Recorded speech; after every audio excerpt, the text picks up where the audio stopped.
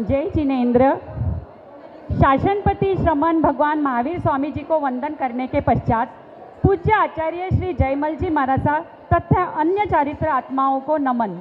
हम जेपीपी महिला फाउंडेशन नंदुरबार आज आपके सामने पूज्य आचार्य श्री जयमल जी महाराज की अमर रचना बड़ी साधु वंदना भाग 1 की गाथा नंबर 19 का एक प्रसंग जो सनत कुमार चक्रवर्ती के जीवनी पर आधारित है, इसे प्रस्तुत कर रहे हैं। गाथा। बोले दश चक्रवर्ती राज्य रमणी रिद्धि छोड़, दश मुक्ति पहुँचा कुल ने शोभा चहोड़।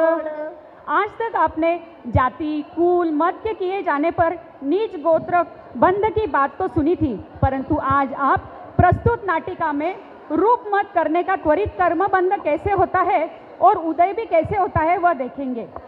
संसार के सबसे विशाल साम्राज्य और अखुट संपदा के एक क्षत्रिय स्वामी इस युग के 12वें चक्रवर्तियों में से एक, चौथे क्रमांक के सम्राट सनत कुमार चक्रवर्ती कुरु जांगल देश में हस्तिनापुर नगर के राजा थे अश्वसेन और रानी थी सहदेवी।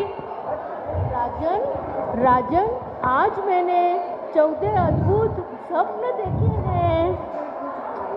द्वारपाल, राजज्योतिषी को बुलाया जाए। इसलिए राज ज्योतिषी को बुलाकर स्वप्न फल पूछा गया। यह अद्भुत स्वप्न किसी चक्रवर्ती सम्राट के आने की सूचना देते हैं राजन। यह शुभ समाचार सुनने के लिए उन्हें उपहार दिया गया। यथा समय बालक का जन्म हुआ, नाम रखा सनत कुमार।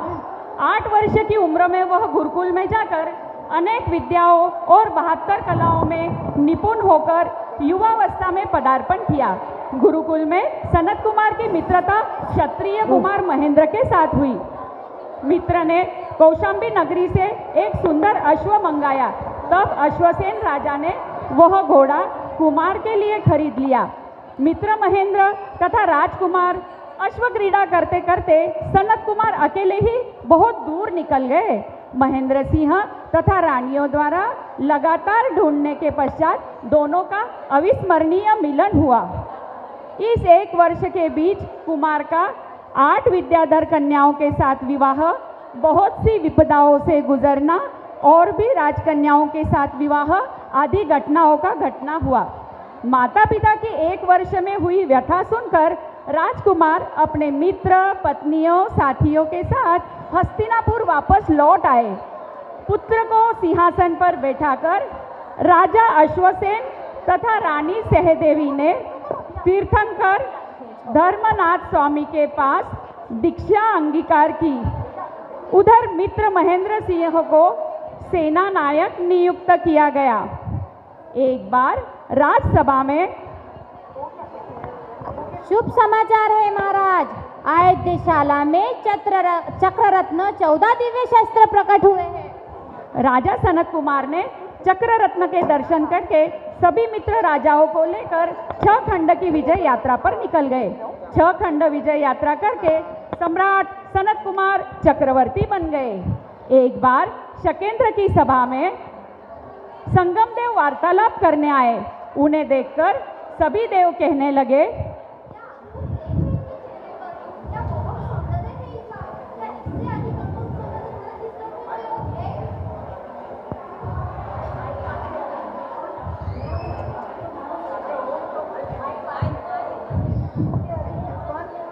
देव नहीं अपितु मनुष्य जो चक्रवर्ती सनत कुमार है वह इनसे अद्वितीय है।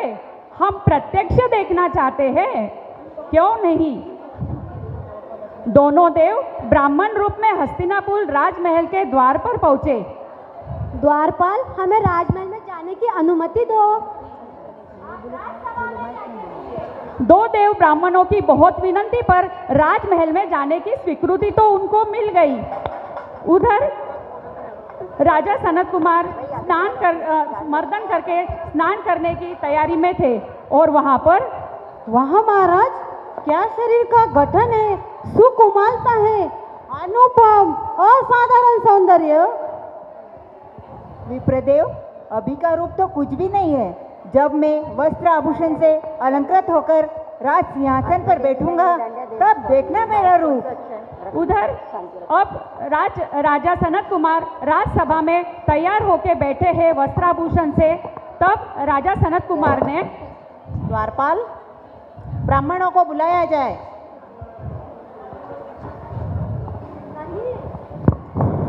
नहीं, अब वो बात नहीं रही महाराज। क्यों विप्रदेव, ऐसा क्या हुआ?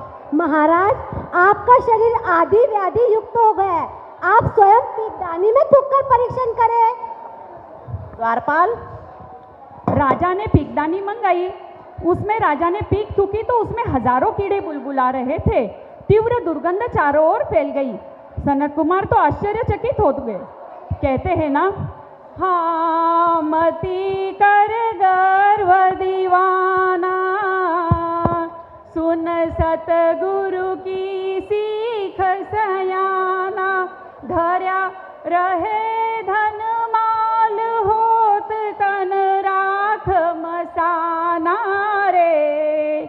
हाँ मति कर गर्व दीवाना, सनत कुमार की सुंदर काया, अमर रूप देखन को आया, गर्व किया उसी वक्त विलाया, पीकदानी में थूकत कीड़ा देख डराना रे। हाँ मति कर गर्व दीवाना, मति कर गर्व दीवाना। चक्रवर्ती के रूप अहंकार के कारण तुरंत शरीर में 16 महारोग उत्पन्न हो गए। चक्रवर्ती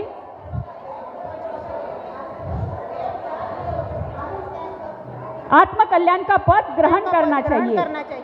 सभी रानियां मित्र विलाप करने लग गए। राजन, राजन मत जाओ। परंतु चक्रवर्ती ने अपने पुत्र को सिंहासन पर बैठाकर आचार्य विजयंधर जी के पास दीक्षा ग्रहण की। उधर बेले बेले तप की आराधना, निरंतर तप विहार साधना के कारण काया में रोगों का प्रभाव बढ़ता गया, परंतु वह दृढ़ साधना में लीन रहे। क्या घोर तपस्या है, क्या तेज है। शकेंद्र और देव भी चकित हो गए। प्रशंसा सुनकर दो देव, हम परीक्षा लेना चाहते हैं महाराज। दोनों देव वापस वैद्य का वेश बनाकर धरती पर आए। हे तपस्वी, तुम्हारे शरीर में महारोग उत्पन्न हुआ है। हमारे पास चिकित्सा है जिससे हम तुम्हारे सारे रोगों से मुक्त करवा देंगे। वैद्यराज, आप मुझे द्रव्य रोगों से मुक्त कराएंगे, परंतु 4 कषाय आदि भाव रोगों से कौन छुड़ाएगा? नहीं, हम तो शरीर के रोगों की बात कर रहे हैं। तब सनत मुनि ने अपने एक हाथ पर जो व्रणग्रस्त था उस पर थूक लगाया। क्षण भर में वह हाथ स्वस्थ हो गया। वैद्य तो देखते ही रह गए।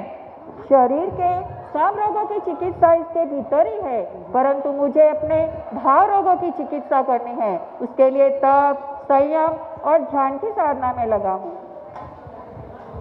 धन्य है अद्भुत तपयोगी। हम तो आपके शरीर की अनासक्ति और सहिष्णुता तो देखकर धन्य हो गए। मुनि सनत कुमार ने 700 वर्षों तक तप आराधना करके 3 लाख वर्ष की आयुष्य पूर्ण करके संलेखना संसारा में सिद्ध बुद्ध मुक्त हो गए। ज्ञानियों ने इस कहानी से हमें यही शिक्षा दी है कि शरीरम व्याधि मंदिरम। इस शरीर का सुंदरता से नहीं और इससे कल्याण साधने में ही है। अहम भाव तन, मन एवं आत्मा तीनों का नाश करता है। अहम भाव के त्याग से तन को स्वस्थ, मन को प्रफुल्लित एवं आत्मा को स्व में स्थिर रखना है। धन्यवाद। जय जिनेंद्र।